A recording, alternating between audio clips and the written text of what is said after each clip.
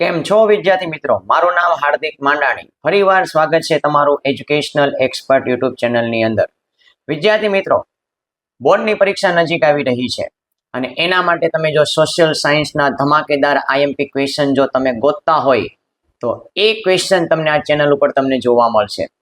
વિદ્યાર્થી મિત્રો, એક પછી એક ચેપ્ટર વાઇઝ આપણે ધમાકેદાર આઈએમપી ક્વેશ્ચનની એક આખી સિરીઝ આ ચેનલ ઉપર આપણે લોન્ચ કરવાના છીએ અને એના માટે તમે આ ચેનલને સબસ્ક્રાઇબ કરજો, આ ચેનલના વિડીયોને તમે લાઈક કરજો અને જે ચેપ્ટરના તમારે આઈએમપી ક્વેશ્ચન જોતા છે એ ચેપ્ટરની કોમેન્ટ તમે નીચે અવશ્ય કોમેન્ટ બોક્સની અંદર કરજો.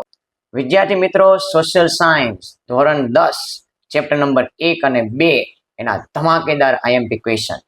બરાબર? તો જોઈએ વિદ્યાર્થી મિત્રો સ્ક્રીન ઉપર. પહેલા તો તમને એ ખબર હોવી જોઈએ મિત્રો કે આ ચેપ્ટરમાંથી કયા સેક્શનમાં પ્રશ્ન આવે છે. વિદ્યાર્થી મિત્રો, ચેપ્ટર નંબર 1 અને 2 માંથી સેક્શન બી માં પ્રશ્નો આવે છે. સેક્શન બી.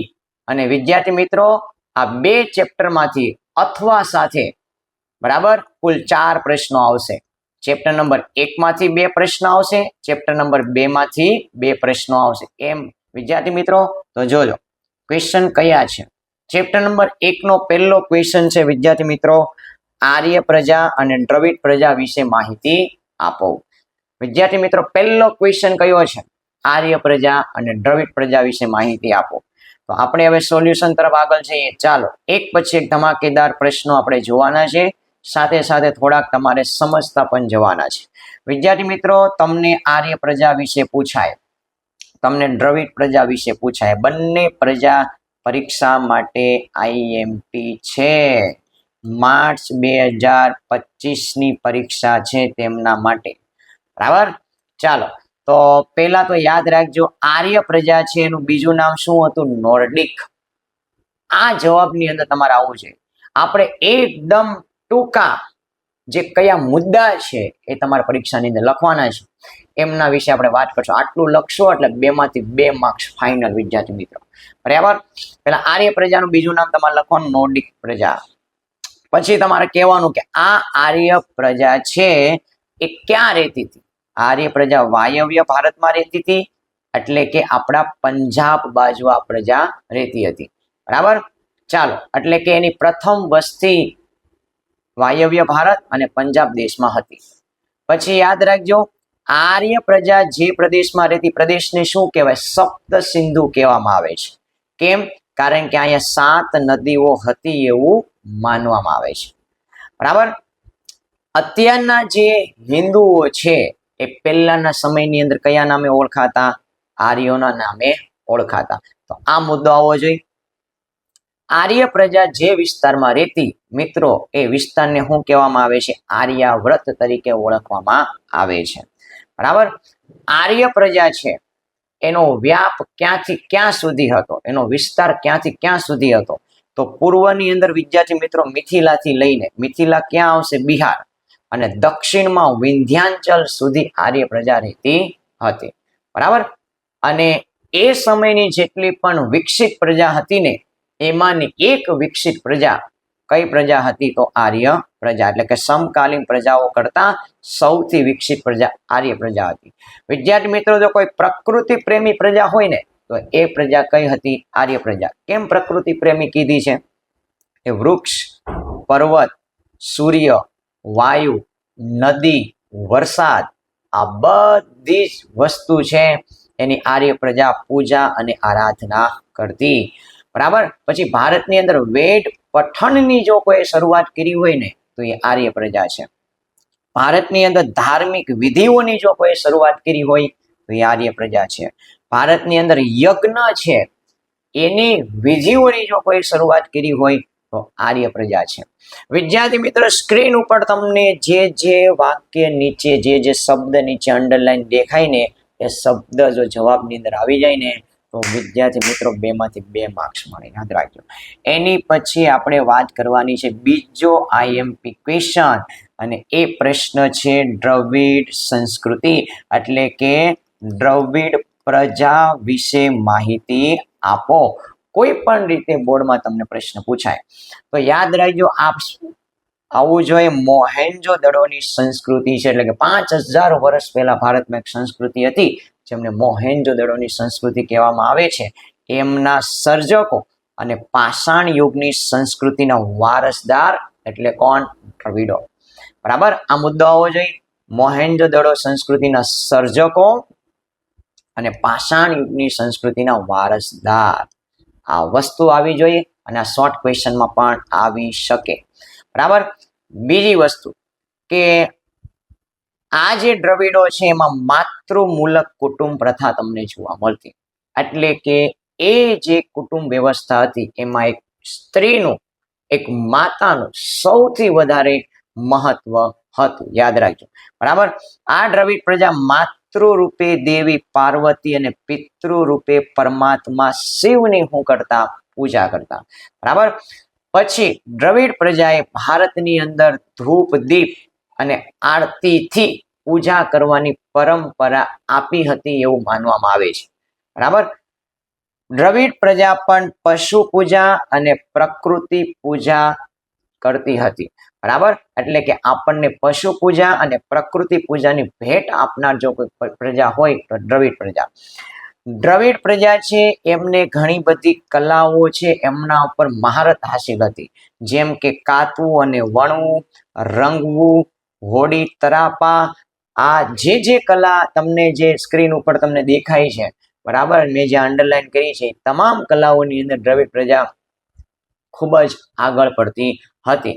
દ્રવિડ પ્રજા છે, હવે તમે સાંભળી લેજો, જ્યારે આર્યો ભારતની અંદર આવ્યા, જ્યારે ભારતની અંદર આર્યો આવ્યા તો દ્રવિડ પ્રજા છે એ દક્ષિણ ભારતની અંદર વહી ગઈ. જો આજે ઉદાહરણ તરીકે આજે આપણો ભારતનો દક્ષિણ ભાગ છે તો અહીંયા દ્રવિડ પ્રજા વસવા લાગી. શું કામ?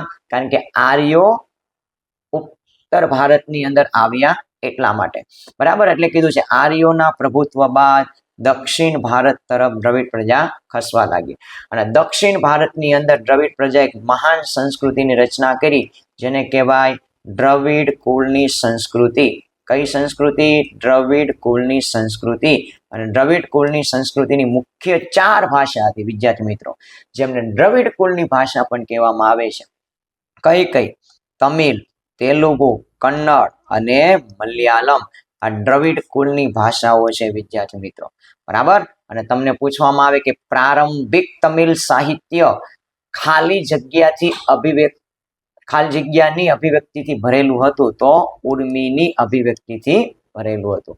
તો આ ટૂંક નોંધ થઈ ગઈ તમારી દ્રવિડ પ્રજા વિદ્યાર્થી મિત્રો. આ બંને પ્રજા તમારે ફરજિયાત પાકી કરવાની છે.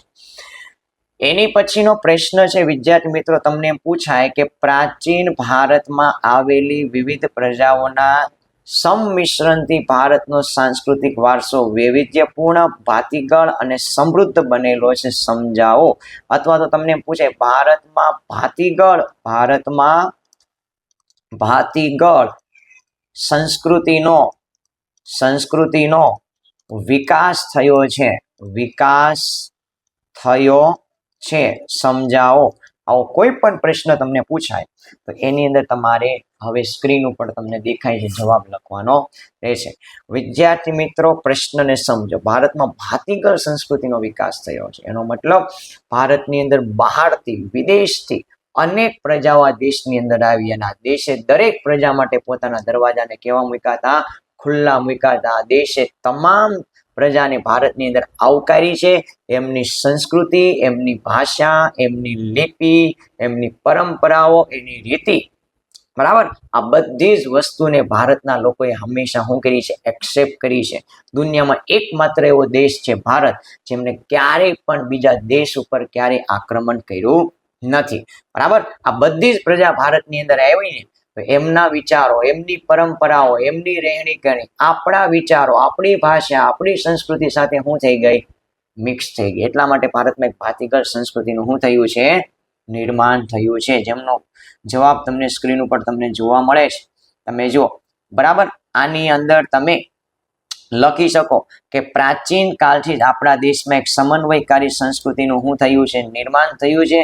ભારતમાં અનેક વિવિધ પ્રજાઓ એટલી બધી ભળી ગઈ જેમ દૂધમાં સાકર ભળી જાય વિદ્યાર્થી મિત્રો. બરાબર. એવી રીતના બધી જ પ્રજા ભારતની અંદર આવીને મળી ગઈ. આપણે કોઈ પ્રજાને તડ છોડી નથી. બરાબર, એટલે કીધું છે જો ભારતીય પ્રજા અને વિદેશી પ્રજા વચ્ચે ધર્મ એ સેતુ સમાન પુરવાર થયેલો છે. જેણે વિદેશીઓના ભારતીયકરણમાં મહત્વની ભૂમિકા ભજવી છે. બરાબર, પછી આ બધી પ્રજા આવી તો એમણે એમના વિચારો, એમની સંસ્કૃતિ, એમની ભાષા, ભારતની સંસ્કૃતિ, ભારતના વિચારો સાથે શું થઈ ગઈ, ભળી ગઈ. માટે આપણે કહી શકીએ ભારતમાં એક સમન્વયકારી સંસ્કૃતિ, ભાતીગળ સંસ્કૃતિનું નિર્માણ થયું છે. વિદ્યાર્થી મિત્રો, એની પછીનો પ્રશ્ન છે મોસ્ટ આઈએમપી ક્વેશ્ચન છે. બરાબર, ઘણી વાર આ પ્રશ્ન પૂછાય છે અને એ પ્રશ્ન તમને પૂછાય પહેલા તો યાદ રાખજો મોસ્ટ આઈએમપી ક્વેશ્ચન છે. તમને તફાવત પૂછાય પ્રાકૃતિક વારસો અને જે સાંસ્કૃતિક વારસો છે તેમના વચ્ચે. તો તમારે વિદ્યાર્થી મિત્રો તમારે સૌ પ્રથમ તો છે ને પ્રાકૃતિક વારસાની વ્યાખ્યા લખવાની કે પ્રકૃતિ, પર્યાવરણ અને માનવ જીવન વચ્ચેના નિકટતમ સંબંધોનું પરિણામ એટલે પ્રાકૃતિક વારસો. બરાબર, પછી યાદ રાખજો સાંસ્કૃતિક વારસો કોને કહેવાય એની વ્યાખ્યા લખો. તમારે આ રીતે નથી લખવાનું, તમારે છે ને આવી રીતના એક ફોર્મેટ તૈયાર કરવાનું છે. બરાબર, હવે અહીંયા તમારે લખવાનું પ્રાકૃતિક વારસો અને અહીંયા તમારે લખવાનો સાંસ્કૃતિક વારસો. આવી રીતના તમારે લખવાનું, અહીંયા પોઈન્ટ પાડવાના, અહીંયા પોઈન્ટ પાડવાના. બરાબર, આ રીતે લખવાનું નથી. ઓકે, ચાલો આગળ. સાંસ્કૃતિક વારસો કોને કહેવાય? તો માનવી પોતાની બુદ્ધિ, શક્તિ, કલા, કૌશલ્ય, આવડત દ્વારા જે કંઈ પણ વસ્તુનું વિદ્યાર્થી મિત્રો નિર્માણ કર્યું છે એમને કહેવાય સાંસ્કૃતિક વારસો. વિદ્યાર્થી મિત્રો પછી ઉદાહરણ લખવાના. પ્રાકૃતિક વારસાના ઉદાહરણમાં શું આવે? તો ભૂમિ દ્રશ્યો, નદી, વનસ્પતિ જીવન, વન્ય જીવો, આ બધા શેના ઉદાહરણ છે? પ્રાકૃતિક વારસાના. તો સાંસ્કૃતિક વારસાના ઉદાહરણ તમારે લખવાના. બરાબર, તો એના શિલાલેખો આવશે, એના કિલ્લાઓ આવશે, ઇમારતો આવશે, ઉત્ખનન કરેલા સ્થળો હોય, ઐતિહાસિક સ્મારકો હોય, જે વસ્તુ માણસે બનાવેલી છે પોતાની બુદ્ધિ શક્તિનો ઉપયોગ કરીને, એ બધું શેમાં આવશે? સાંસ્કૃતિક વારસાના ઉદાહરણની અંદર. ચાલો, પ્રાકૃતિક વારસામાં પ્રકૃતિ કેન્દ્ર સ્થાને છે, જ્યારે સાંસ્કૃતિક વારસામાં માનવી શું છે? કેન્દ્ર સ્થાને છે. ચાલો, પ્રાકૃતિક વારસામાં ભૂમિ આકારો દ્વારા અનેક ભૂમિ દ્રશ્યોનું સર્જન થયું છે, જ્યારે સાંસ્કૃતિક વારસામાં શિલ્પકલા અને સ્થાપત્ય કલાનું તમને સર્જન થયેલું જોવા મળે છે. બરાબર, પછી બીજા ઘણા બધા તમે ઉદાહરણ એમની અંદર લખી શકો. ભારતની અંદર દ્વારકા ને અંબાજી, પાવાગઢ ને પાલીતાણા ને બહુચરાજી, ડાકોર, શામળાજી, આવા જે ધાર્મિક સ્થળો છે એનું નિર્માણ પણ માણસે કરેલું છે. તો આ સાંસ્કૃતિક વારસાનું ઉદાહરણ છે. બરાબર, વિદ્યાર્થી મિત્રો હવે આપણે આ ચેપ્ટરમાં જો એક ક્વેશ્ચન ફાઇનલ હોય ને તો એ છે મેળાઓનું જે તમારું કોષ્ટક છે ને, મેળાઓનું કોષ્ટક. આ મેળાઓના કોષ્ટકમાંથી 1 માર્ક્સનો શોર્ટ ક્વેશ્ચન લગભગ પૂછાય છે અને પૂછાય જ છે. તો મેળાઓનું કોષ્ટક જે તમને સ્ક્રીન ઉપર દેખાય છે ફરજિયાત તમારે પાકું કરવાનું છે. ચાલો વિદ્યાર્થી મિત્રો, એની પછી આપણે આગળ વધીએ. તો પ્રશ્ન છે નદીઓને આપણે લોકમાતાનું બિરુદ આપેલું છે. આ પ્રશ્ન બોર્ડમાં ઘણીવાર પૂછાઈ પણ ગયો છે અને આ પ્રશ્ન પાકો પણ કરવાનો છે. આની અંદર વિદ્યાર્થી મિત્રો તમને શું પૂછવામાં આવ્યું છે? નદીઓને આપણે લોકમાતા કીધી છે. આ એક જ એવો દેશ છે, એક જ એવી સભ્યતા છે જેમાં નદીને આપણે માતાનું બિરુદ આપ્યું છે. પણ દુર્ભાગ્યની વાત એ છે આ દેશે આજે નદીને એટલી બધી પ્રદૂષિત પણ કરી છે. એ અલગ વસ્તુ છે. ચાલો, પ્રાચીન કાળની મોટી સંસ્કૃતિ એ હંમેશા નદી કિનારે વિકાસ પામી હોય. એમાંની આપણી કઈ સંસ્કૃતિ? તો એ છે સિંધુ ખીણની સંસ્કૃતિ. આ જે સિંધુ ખીણની સંસ્કૃતિ છે રાવિ અને સિંધુ નદીના કિનારે વિકાસ પામી છે. ભારતની અંદર ગંગા, યમુના, સરસ્વતી, ગોદાવરી, નર્મદા, કાવેરી આવી નદીઓ તમને જોવા મળે છે, જેમની આપણા ઉપર ગાઢ અસર જોવા મળતી હોય. નદી કિનારે જ હંમેશા ઉષા અને સંધ્યાના સમયે એક જોરદાર, બરાબર, જોવાલાયક કુદરતી સૌંદર્ય તમને જોવા મળે છે. અદ્ભુત સૌંદર્યનું નિર્માણ થયેલું હોય છે વિદ્યાર્થી મિત્રો નદી કિનારે. બરાબર, નદીનો પાણીનો ઉપયોગ તો પીવા માટે, સિંચાઈ માટે, વીજળી માટે, ખેતી માટે, જળમાર્ગ માટે ઉપયોગી છે. બરાબર, કહેવાનું સિમ્પલ મિનિંગ એ નદી આપણને કઈ રીતે ઉપયોગી છે તે આ પ્રશ્નના જવાબમાં લખવાનું છે. બરાબર. પછી જો મકાનો બનાવવા માટે માટીના વાસણો હોય, બરાબર, ઉદ્યોગોના વિકાસ માટે આપણને નદી શું છે? ઉપયોગી છે. માટે આપણે નદીઓને લોકમાતાનું હું આપેલું છે? બિરુદ આપેલું છે. એની પછી વિદ્યાર્થી મિત્રો એવો જ એક 2 ગુણનો પ્રશ્ન તમને પૂછાય છે અને એ પ્રશ્ન કયો છે વિદ્યાર્થી મિત્રો? એ છે પ્રાચીન સમયથી ભારત છે પર્યાવરણ પ્રેમી રહ્યો છે. પર્યાવરણ પ્રેમી. તો આની અંદર તમારે શું લખવાનું? કહેવાનું ભારતની પ્રજાનો વૃક્ષ પ્રેમ, એનો પુષ્પ પ્રેમ અને છોડવાઓ પ્રત્યેનો આદર ભાવ એ પર્યાવરણ પ્રત્યેનો આદર ભાવ સૂચવે છે. આની અંદર પ્રાચીન સમયથી વડ, પીપળો, તુલસી વગેરેની આપણે શું કરતા? પૂજા, એની આપણે આરતી કરતા. પછી વટ સાવિત્રીનું જે વ્રત છે એમાં આપણે વડની શું કરીએ છીએ? પૂજા. આ બધી જ વસ્તુ એવું બતાવે છે કે આપણે પ્રકૃતિ પ્રેમી હતા.